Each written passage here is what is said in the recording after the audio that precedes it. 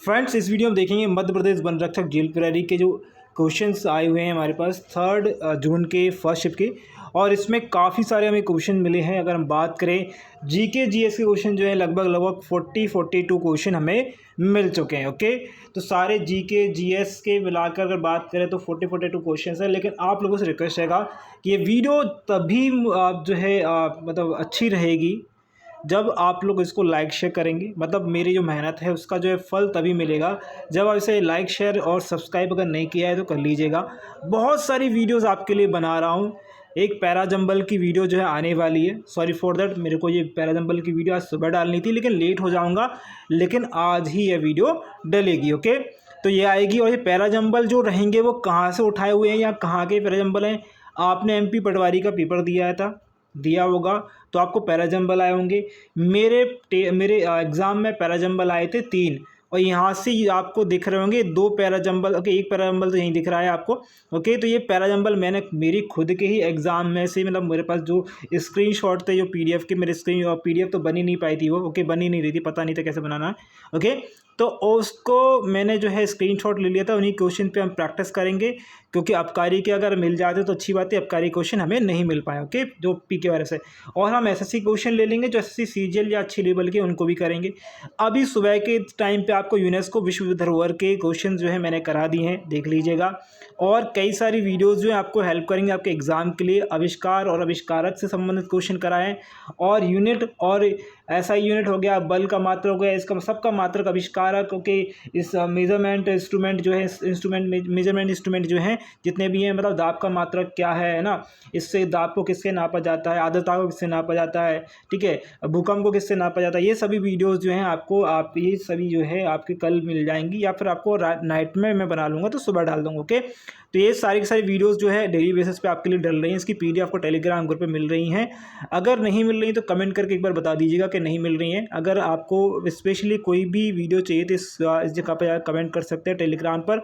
आपके पास क्वेश्चन है और क्वेश्चन रह गए हैं, या कोई मैथ के क्वेश्चन है या इंग्लिश क्वेश्चन है, क्योंकि जीके के क्वेश्चन मैक्सिमम आ जाते हैं, या क्वेश्चन जो भी क्वेश्चन है बच गए हैं, तो आप टेलीग्राम ग्रुप पर मुझे पोस्ट कर सकते हैं। ओके, जितने भी स्टूडेंट पोस्ट करेंगे उनका नाम जरूर लूँगा। चलिए स्टार्ट करेंगे। देखिए, मैंने क्वेश्चन को इस प्रकार नहीं बनाया अभी, क्योंकि समय नहीं था इतना ज़्यादा। समय होता तो बिल्कुल मैं सारे के सारे क्वेश्चंस को आपको अच्छे से कराता। और ये अब मैं क्या करूँगा, देखिए इन्हीं क्वेश्चन को हम क्या करेंगे, अभी जो थर्ड वाली शिफ्ट होगी ना, इनमें सारे क्वेश्चन को हम लिख देंगे सही ढंग से। ओके, पीडीएफ बना दूंगा ये, कि मुझे तो मेरा हाथ से लिखा हुआ है। ओके, चलिए क्वेश्चन पूछा था राइट टू एक्ट। ओके, यानी राइट टू एक्ट यार। Okay, right to education act. Okay, तो राइट टू एजुकेशन एक्ट जो होता है वो 21A में दिया जाता है। किससे? 21A में दिया जाता है। ओके, ठीक है। क्वेश्चन आए थे एमपीजीके के 3 से 4। अभी देखेंगे कौन कौन से आए। अच्छा, मध्य प्रदेश के तबला वादक स्टूडेंट ने बुलाए, लेकिन मध्य प्रदेश के तबला वादक नहीं आए थे। एक्चुअल में क्या आया था कि जो आपका अल्लाह रखा जो है वह किस वाद्य यंत्र से संबंधित है, तो वो अल्लाह रखा जो है तबला से संबंधित है। ओके, अगला क्वेश्चन था मुगल काल का अंत जो है किस प्रकार हुआ। बहुत ही सिंपल क्वेश्चन है। देखिए, पहले तो पता होना चाहिए मुगल काल का अंतिम शासक कौन है।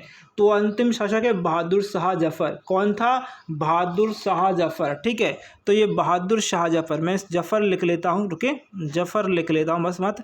इसको 1857 की जो क्रांति हुई, या फिर हम बात कर सकते हैं उसके बाद में जो अंग्रेज़ों ने इसे क्या किया, ब्रिटिश ईस्ट इंडिया कंपनी से निष्कासित कर दिया, देश निकाला दे दिया।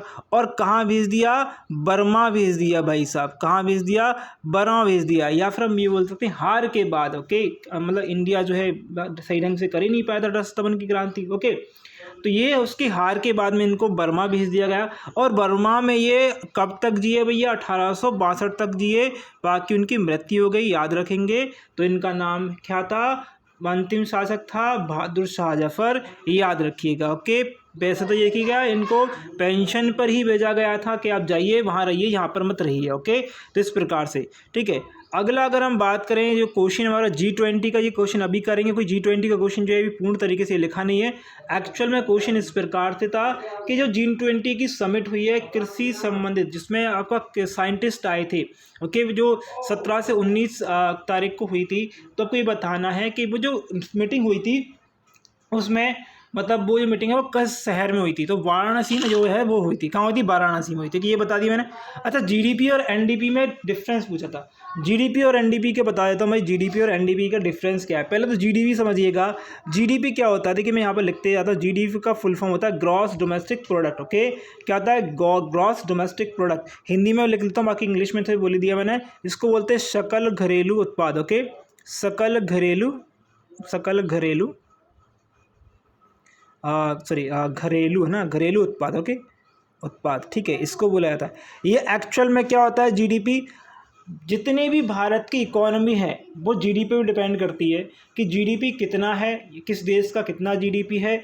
उसकी आर्थिक अगर हमें स्थिति पता लगानी है तो हम पूछते हैं कि भैया इसकी जीडीपी कितनी है इस देश की। आपने अभी देखा होगा कि पाकिस्तान की जीडीपी गिरते चली जा रही है। ओके, जिस प्रकार से आपने देखा श्रीलंका की जीडीपी गिरते चली जा रही थी, तो हमने उसको हेल्प किया।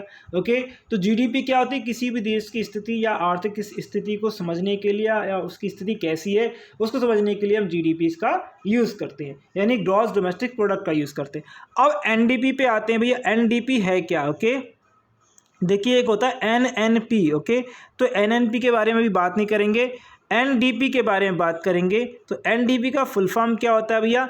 Net domestic product. क्या होता है? नेट डोमेस्टिक प्रोडक्ट, या फिर हम इसे बोल सकते हैं शुद्ध घरेलू उत्पाद।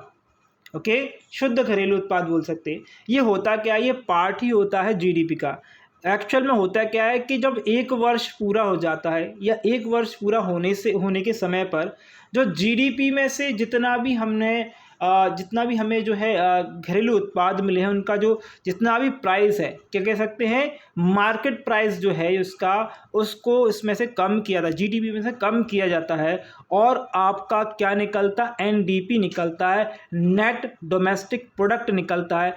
एक्चुअल और नेट डोमेस्टिक प्रोडक्ट जो है वो क्या है? एक मार्केट प्राइस है। जो भी चीज़ आपने खरीदी या जो आपकी चीज़ आपके पास है, वो किसी भी समय देखी जाए, वो कैसे देखी जाएगी? उसके मार्केट प्राइस के, करंट मार्केट प्राइस के उस पर देखी जाएगी। लेकिन जो जीडीपी होती है वो पूरे टोटल ऑल ओवर किसी देश की देखी जाती है।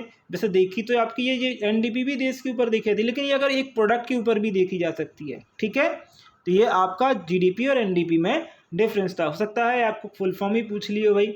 ओके, अच्छा, क्वेश्चन आए थे G20 हो गया। ओके, करंट अफेयर हो गया। रक्त का थक्का किससे बनता है भैया? विटामिन के। इतना सिंपल क्वेश्चन। ओके, PQRS 5 आए थे भाई। ओके, सोन नदी जो है किस बांध, अच्छा ये क्वेश्चन, ये अभी देखिएगा, अभी इस प्रकार से नहीं था जो पूछा था।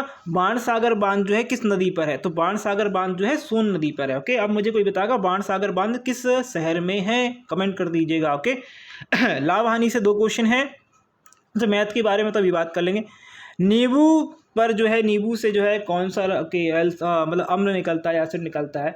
सिंपल है, सिट्रिक अम्ल। ओके, लिख लीजिए, सिट्रिक अम्ल। किसी को नहीं पता है सिट्रिक अम्ल भाई, ये भी आने लगे हैं। ठीक है, तो ये अम्ल वगैरह जो है वो भी कर लीजिएगा।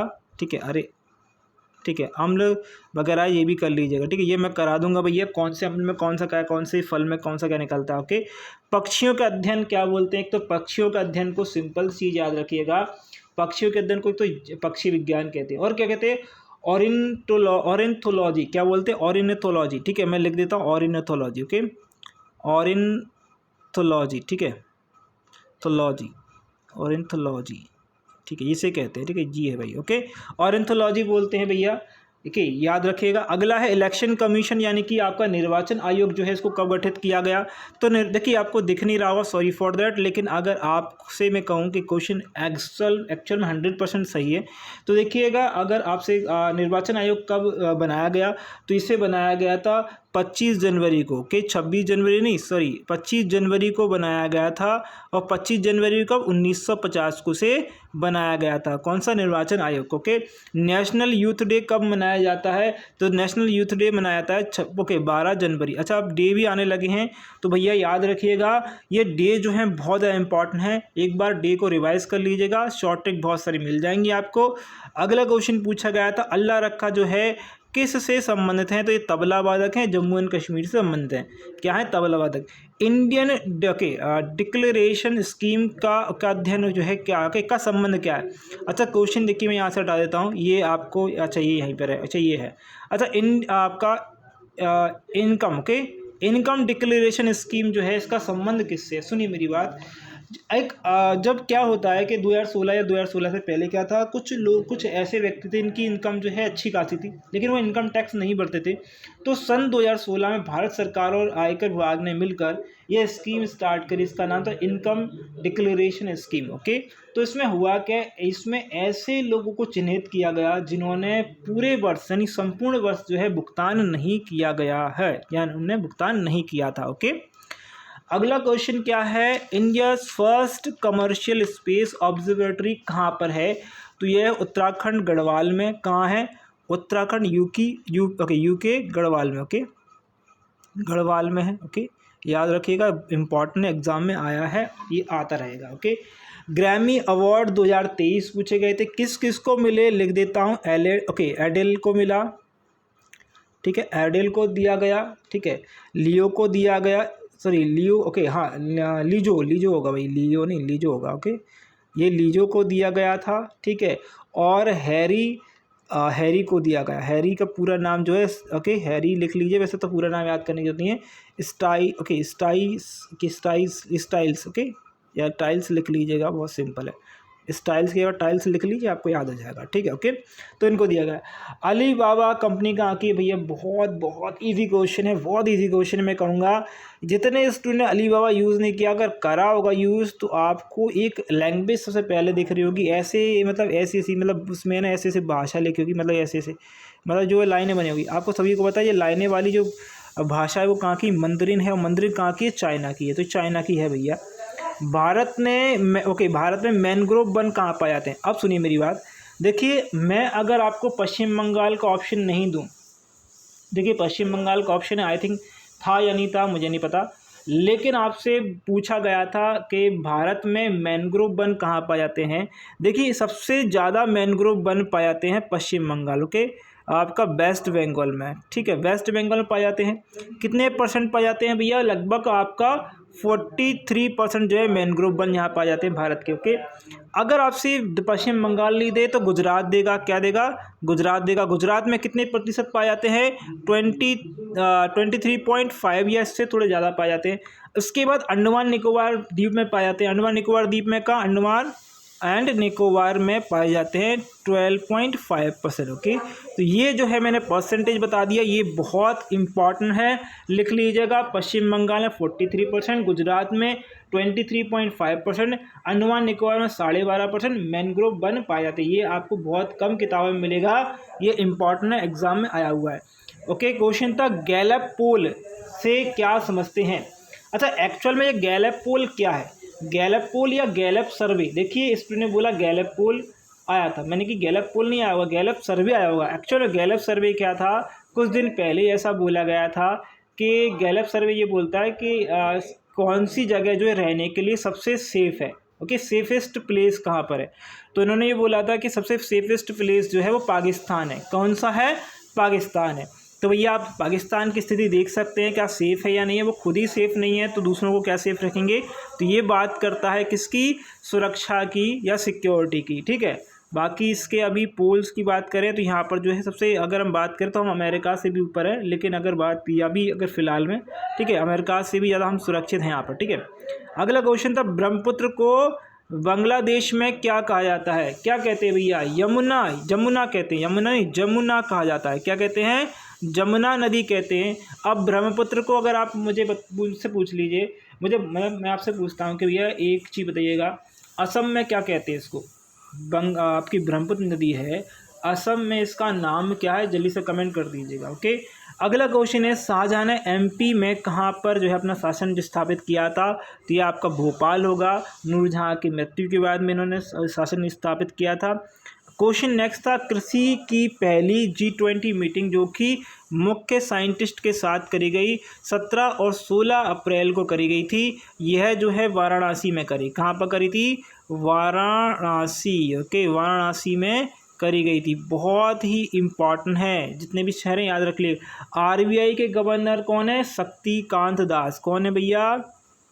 ओके, शक्तिकांत दास हैं। ओके, शक्तिकांत दास, ठीक है। अच्छा, बाणसागर बांध किस नदी पर है? सोन नदी पर है, ठीक है। अगला पूछा गया था संयुक्त राष्ट्र सुरक्षा परिषद में कौन जो है कौन स्थायी सदस्य नहीं है। तो स्थायी सदस्य नहीं है, अस्थायी सदस्य कौन कौन से हैं? अस्थायी लिख लीजिएगा सॉरी, अस्थायी कौन कौन से हैं? पहले तो इक्वाडोर है, क्या है? इक्वाडोर है, ओके, इक्वाडोर है, ठीक है, याद रखिएगा, लिख लीजिए, ये बहुत इंपॉर्टेंट। इक्वाडोर अस्थायी है, जापान अस्थायी है, स्थायी सभी को पता होते हैं, अस्थायी है, ओके। इसके बाद ओके माल्टा करके जो एक स्थायी जो है हमारा ओके देश है भैया, ओके, माल्टा होगा आपका। फिर मोजाम्बिक होगा, क्या होगा? मोजाम्बिक, ओके, मोजाम्बिक भी जो है अस्थायी देश है। उसके बाद आएगा आपका स्विट्ज़रलैंड, क्या आएगा? स्विट्ज़रलैंड लिख लीजिएगा, ओके, ओके, ये स्विट्ज़रलैंड भी लिख लीजिएगा, ठीक है, स्विट्ज़रलैंड भी लिख लीजिएगा, ठीक है। तो ये 1 2 3 4 5 देश हैं जो अस्थायी हैं, ओके। कितने? 5 देश हैं अस्थायी, और 5 देश ऐसे हैं जो स्थायी हैं। कौन कौन से हैं भैया? चीन, फ्रांस, रूस, ब्रिटेन और अमेरिका, ठीक है, याद रखिएगा। अगला क्वेश्चन पूछा गया था नरेंद्र कृष्ण कर्माकर किस से संबंधित, या कौन सा इन्होंने जो है आविष्कार किया था? इन्होंने अगर बात करें तो एक एल्गोरिथम बनाई है, और इस एल्गोरिथम का नाम रखा है Karmakar algorithm, Karmakar algorithm, okay, algorithm, ठीक है, गोरिथम, ठीक है, ये इन्होंने इसका नाम रखा है, ओके, याद रखेंगे, वनों से शायद संबंधित है आई थिंक, ओके।